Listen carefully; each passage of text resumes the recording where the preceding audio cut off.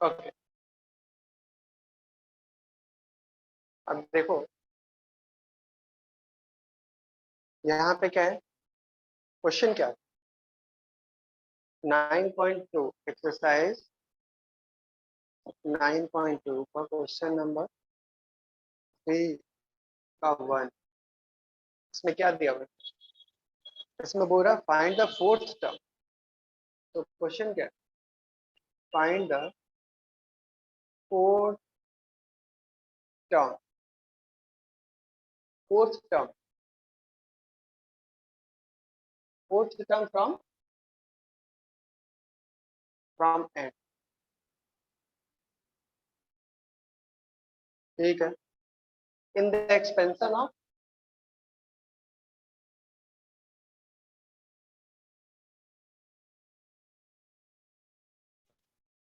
in the expansion of x cube by 2 minus 2 by x square to the power 9। सो ये हम लोग का question है।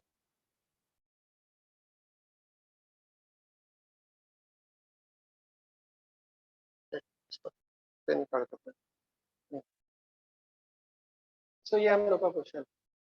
और लास्ट क्लास में हम लोग इस टॉपिक पर डिस्कशन भी किए थे। अगर फोर्थ टर्म फ्रॉम एंड है तो बिगिनिंग से कौन सा टर्म है, कौन बताएगा? नीचे सिखाए थे हम लास्ट क्लास, तो बताया। देखो, fourth term from end is equals to, अब से टोटल टर्म्स कितने हैं, 9 प्लस 1 टर्म्स है ना, यानी 10 टर्म, 10 टर्म्स होंगे, माइनस ये जो फोर्थ टर्म फ्रॉम बिगिनिंग बोल रहे हैं 4 प्लस 1, ये हो जाएगा इतना टर्म फ्रॉम बिगिनिंग। ये चीज हम लास्ट क्लास में एक्सप्लेन किए थे कि फोर्थ टर्म फ्रॉम एंड, इस केस में सिर्फ सिंस पावर यहाँ पे जो इंडेक्स है वो है 9, तो नंबर ऑफ टर्म्स इसमें होंगे 10। तो fourth term from end will be equals to 10 minus this 4 plus 1। 10 हो गया तुम्हारा टोटल नंबर ऑफ टर्म्स, 4 हो गया जो हम लास्ट से देख रहे हैं वो, और फिर प्लस 1 ताकि हम वहां तक पहुंच सके। सो फ्रॉम एंड अगर फोर्थ टर्म है तो फ्रॉम बिगिनिंग कौन सा टर्म हो गया, सेवेंथ टर्म। ठीक है ना, बोलो राशि। नाउ सेवेंथ टर्म, तो T7 हम लोग को फाइंड करना। नाउ T7 फाइंड करना है, दैट मींस T6 प्लस 1, ये फाइंड, राइट। अब T6 प्लस 1 फाइंड करना है, तो बेसिकली हमको n, n कितना है 9, NCR, R क्या हो जाएगा 6, लेकिन यहाँ पे माइनस भी था, हमको माइनस का भी केयर करना पड़ेगा। चलो कोई बात नहीं, यहाँ लिख -1 टू द पावर, अब पावर कितना होगा 1 का, -1 का 6 होगा पावर। ठीक है, दिस इंटू, अब x cube by 2 to the power 9 दिया हुआ है, -6 हो जाएगा, और ये जो 2 बाई एक्स स्क्वायर है इसका पावर हो जाएगा ये 6। राशि बोलो क्या दिक्कत, यही आंसर। ठीक पूरा है इसको सर। सिंप्लीफाई करना पड़ेगा, हम सिंप्लीफाई नहीं किए, तुम लोग कर ही लोगे वो, तो तुम लोग समझते हो कैसे करना। ठीक है तुम्हारा कहाँ गलती हो गया? सर, मेरा आंसर मैच नहीं किया, पता नहीं कैसा, हम 2 बार किए क्योंकि तुम मेरे को लगा सेवन कोई तुम सेवेंथ टर्म है तो। तुम सेवेंथ टर्म ही निकाली तो फ्रॉम बिगनिंग, सर ये हमें चेक करो। देख बता देंगे, अभी मेरे पास कॉपी नहीं है। ठीक है चलो कोई बात। तो मेरे ख्याल से अब तुमको क्वेश्चन नंबर 3 का सेकंड बताने की जरूरत नहीं पड़ेगी, बताना है। नहीं सर, पर मेरे को कोएफिशिएंट वाला चीज समझ में नहीं आया, बस यही था। चलो ठीक है, कोई बात, let's do let's do this question also.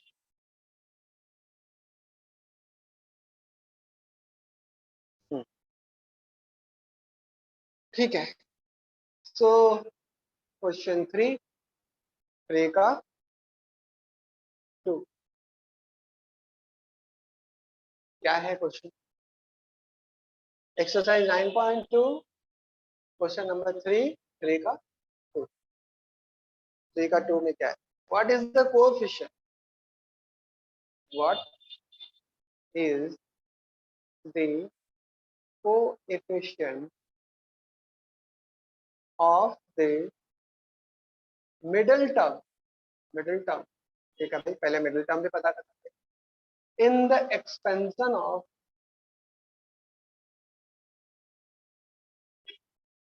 One plus x to the power 10, ठीक है।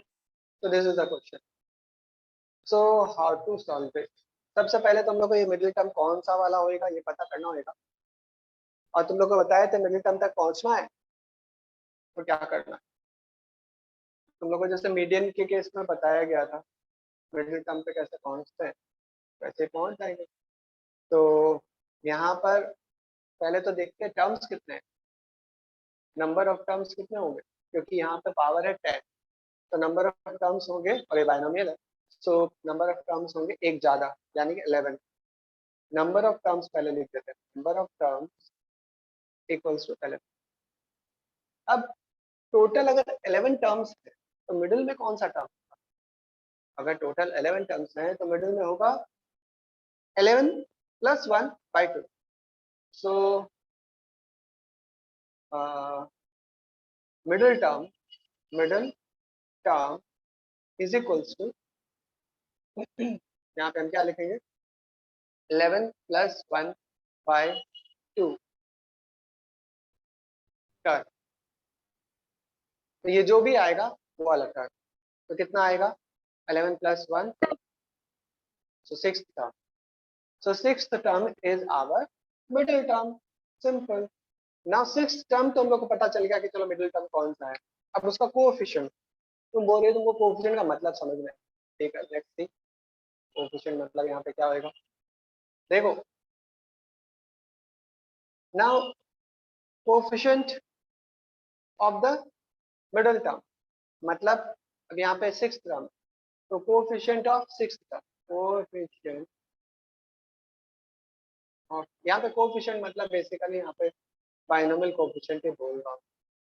तो तुम्हारा coefficient of sixth term is equals to क्या हो जाएगा, एक्चुअल में सिक्स्थ टर्म क्या होगा पता है, हम चलो सिर्फ कोएफिशिएंट ले, सिक्स्थ टर्म का कोएफिशिएंट हो जाएगा, यहाँ पे सिक्स्थ टर्म है, दैट मीन्स हमको पकड़ना होगा इसका कोएफिशिएंट ऑफ, हम लिख ही देते हैं कोएफिशिएंट ऑफ t5+1, राइट, क्योंकि सिक्स्थ टर्म मतलब ऐसे लिखते हैं, सिक्स्थ टर्म को जानबूझ के 5+1 तोड़ के लिखते हैं ताकि हमको ये नंबर पता चल जाए।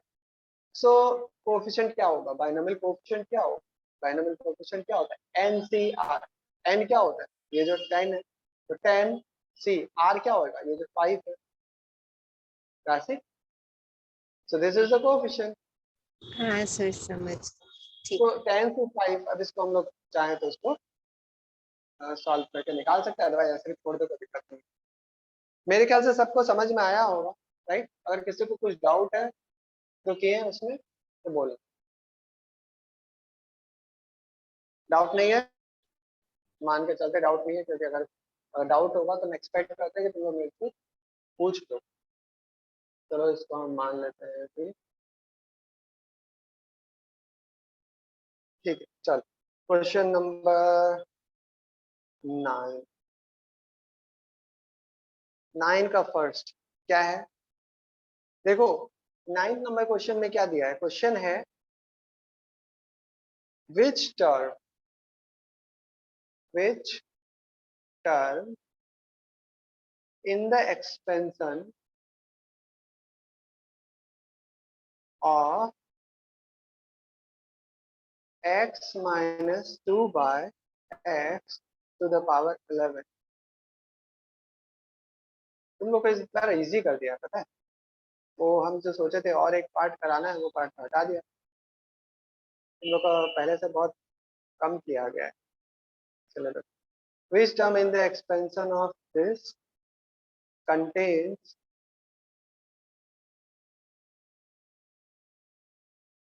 क्या लिखा है, x to the power minus।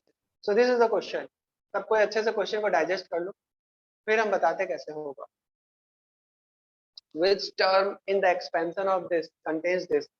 देखो तुम लोग ये सोच सकते हो कि सर हम लोग है ना पूरा सॉल्व करते हैं तो पता चल जाएगा, पूरा एक्सपेंड करें तो पता चल जाएगा। सही बात है, पूरा एक्सपेंड करने से तो पता चलेगा, लेकिन पूरा एक्सपेंड अगर करने जाएंगे तो बहुत मेहनत है ना। टोटल टर्म्स कितने होंगे, 11 है पावर, तो टोटल टर्म्स 12 होंगे। तो हम लोग एक काम करते हैं,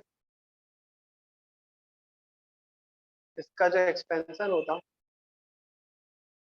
तो एक जनरल टर्म जो हम लोग अभी सीखे थे, जनरल टर्म कैसे निकलता है बताओ, जनरल टर्म कैसे निकलेगा? यानी कि टी आर प्लस वन,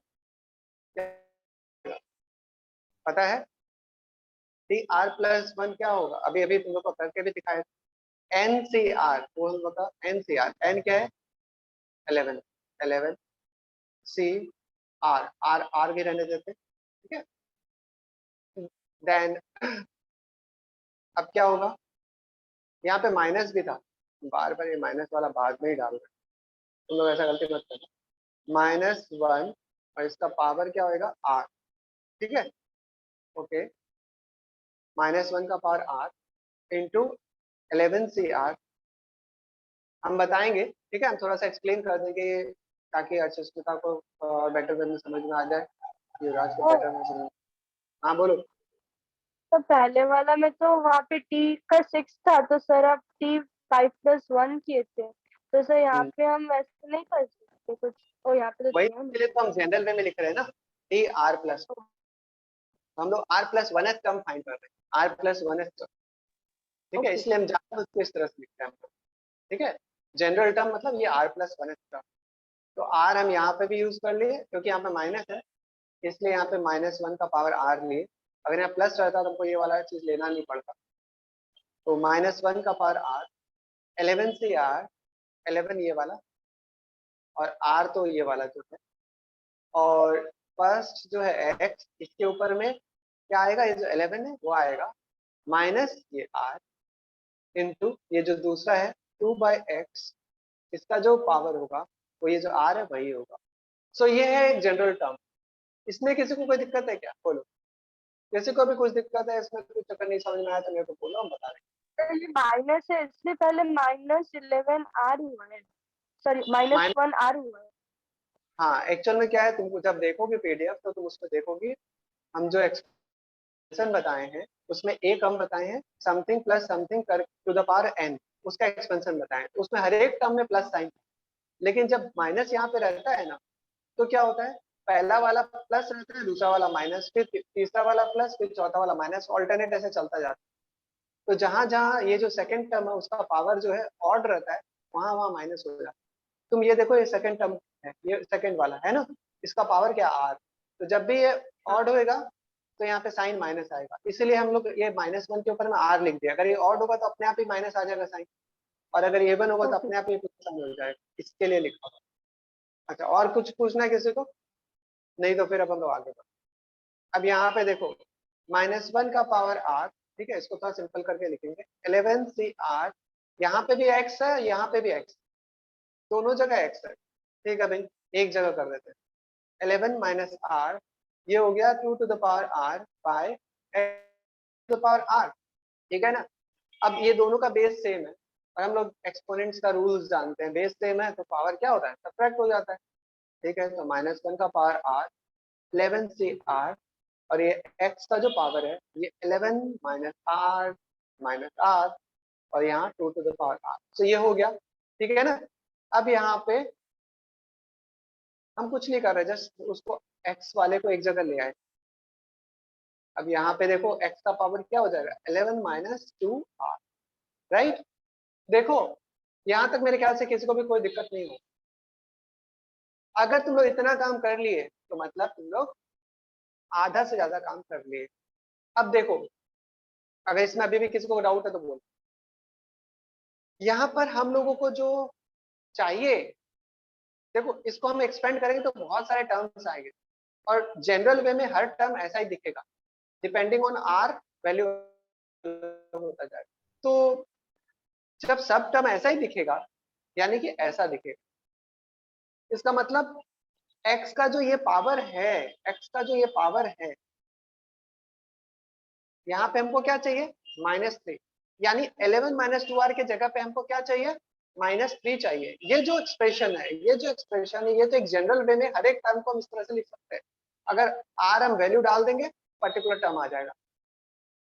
लेकिन क्वेश्चन में ये पूछा x⁻³ है, तो जो ऐसा कौन मतलब जो टर्म कौन सा है जिसमें कि x⁻³ है।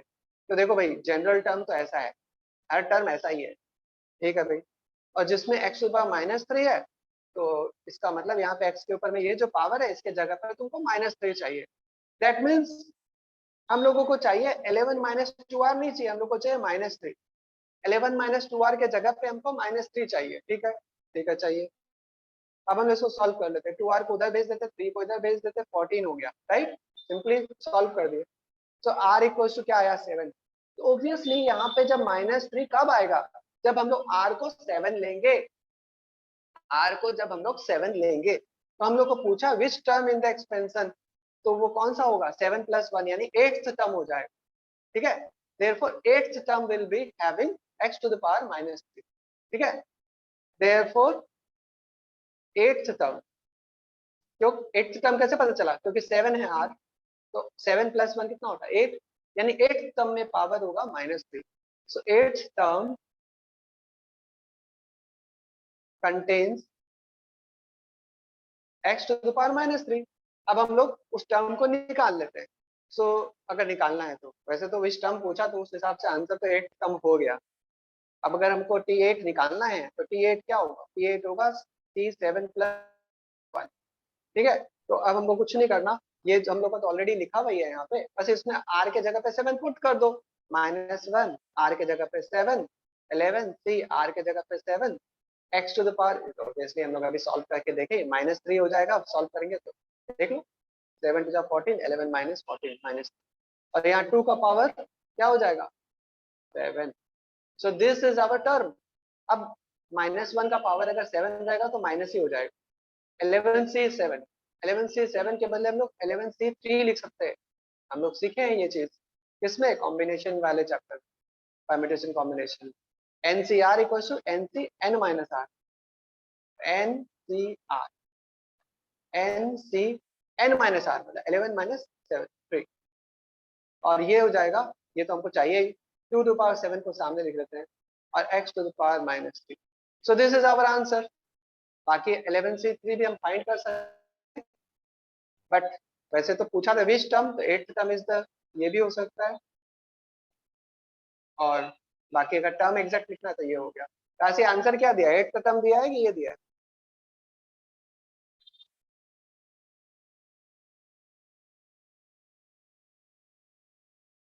बोलो, टर्म सर। है ना, ठीक है। अगर कल को टर्म पूछ ले तो टर्म ये हो जाएगा, ठीक है। वैसे वहां पे पूछा था विच टर्म, तो हम लोग का काम यहाँ पे खत्म हो गया 8th टर्म, इसलिए हम इसको मार्क भी कर। So this is how we do. किसी को कोई प्रॉब्लम, युवराज एनी प्रॉब्लम?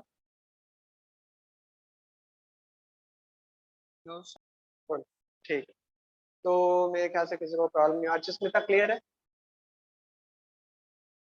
Yes sir. देखो 9 का जो सेकंड टर्म है वो भी एक इंटरेस्टिंग क्वेश्चन है, और टीचर ऐसा क्वेश्चन जरूर देना चाहेगा।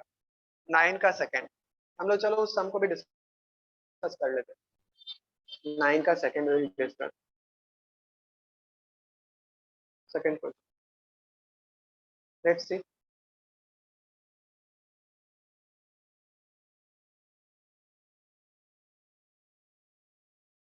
ओके, सो 9, क्वेश्चन नंबर 9 का सेकंड, इसमें क्या है, which term in the expansion. तो ठीक है, फिर मंडे को हम लोग का नया टॉपिक स्टार्ट हो जाएगा, अगर तुम लोगों को कुछ डाउट रहा तो ठीक है, अदरवाइज हम लोग का नया टॉपिक स्टार्ट होगा मंडे। हम लोग सोच के रखना तुम लोगों को कौन सा चैप्टर पढ़ना है ना। क्वेश्चन नंबर 9 का 2, या फिर आज ही हम लोग डिस्कस कर लें। Which term in the expansion of x minus 3 by x square to the power 18 to the power 18 is independent of x. सो ये है क्वेश्चन. देखो क्वेश्चन वैसे तो तुम लोग को लगेगा सर ये तो बड़ा अजीब सा क्वेश्चन लग रहा है, लेकिन क्वेश्चन बेसिकली कुछ भी नहीं है, सेम ही क्वेश्चन जैसा पहले क्वेश्चन. तुम लोग को पता है इंडिपेंडेंट मतलब क्या होता है? इंडिपेंडेंट मतलब जो डिपेंडेंट ना हो. तो मतलब एक्स पे डिपेंडेंट नहीं है, ठीक है. अगर एक्स पे डिपेंडेंट नहीं है इसका मतलब उस पर्टिकुलर टर्म में एक्स ही नहीं है, मतलब एक्स है ही नहीं, यानी वो टर्म पूरा का पूरा एक कांस्टेंट है. तो बोलोगे सर ये अभी तो आप बोले कि पिछले वाला सम के जैसा, फिर ये कैसे होगा? Let's see. देखो हम लोग इसमें भी हम लोग जनरल टर्म फाइंड करेंगे, इसीलिए हम बोले पिछले वाले टर्म के जैसे ही. तो जनरल टर्म हम फाइंड करें. तो यहाँ पे जनरल टर्म जिसको कि हम लिखते कैसे हैं, टी आर प्लस वन, यानी हम R plus one H term find कर रहे हैं. अभी हम बताए यहाँ पे आर जो है और यहाँ पे माइनस एक्चुअल में, तो हम इस बार हम पहले से माइनस का काम कर लेते. -1 टू द पावर आर, ताकि अपने आप ही माइनस का जो भी है वो अपने आप ही it will be taken care of. Now इसमें क्या होगा, n मतलब 18, तो 18 से r जो भी है, क्योंकि हम जनरल टर्म लिख रहे हैं r के टर्म्स में लिख देंगे. Then x to the power, ये 18 माइनस r, 18 था ये वाला r माइनस हो जाएगा. दूसरा जो है 3 बाय एक्स स्क्वायर, इसका पावर क्या हो जाएगा, 3 बाय एक्स स्क्वायर का पावर क्या होगा, यहाँ पे हो जाएगा ये जो r है वही पावर. हम लोग हाँ बोलो. अब हम लोग इसको जो है हम लोग थोड़ा सा सिंपल करके लिखते हैं. तो 18 से r, अब यहाँ पे x है, यहाँ पे भी x है, तो हम लोग एक जगह लाना चाहेंगे. सो 18 माइनस r है, ये नीचे एक्चुअल में एक स्टॉप और लिख देते हैं ताकि तुम लोग कंफ्यूज ना.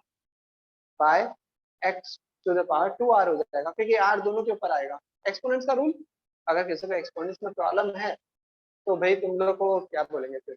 चलो एक उपाय बता देते हैं. अगर तुम लोगों को किसी को एक्सपोनेंट्स में भी प्रॉब्लम है तो तुम लोग learning by Sudhir Jain YouTube पे जाके मारना सर, उसमें एक्सपोनेंट्स बोल के वीडियोस मिल जाएगा. 6-7 वीडियो होगा, देख लेते. वैसे एक्सपोनेंट्स में प्रॉब्लम होना नहीं चाहिए अब इस लेवल पे आते.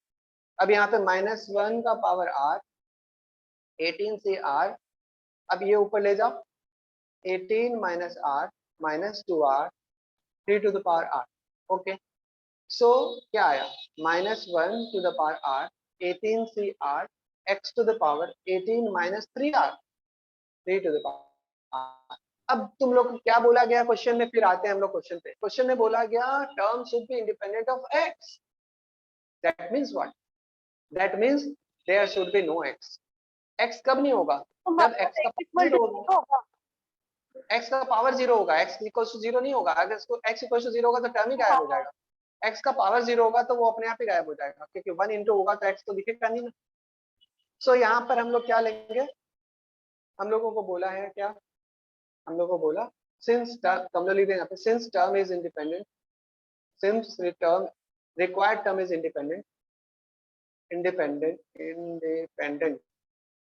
Independent of x, therefore x का जो पावर है 18 माइनस 3r should be equals to 0. right, now this should be equals to 0. now what to do,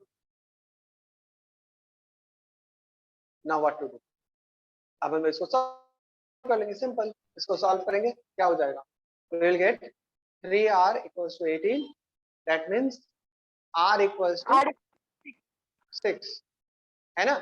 तो अब पूछा था विच टर्म, तो अगेन क्वेश्चन तो वही है विच टर्म. तो r है 6, तो r प्लस 1 यानी 7th term. therefore 7th term is independent of x. राशि ठीक है, देख लो. तो our answer is 7th term. ठीक है सर. इजी, बहुत इजी है, बोलो समझ में आ रहा है. हाँ sir. So this is how you will do. अब आगे बढ़ते हैं। अच्छा, हम यहाँ पे एक बार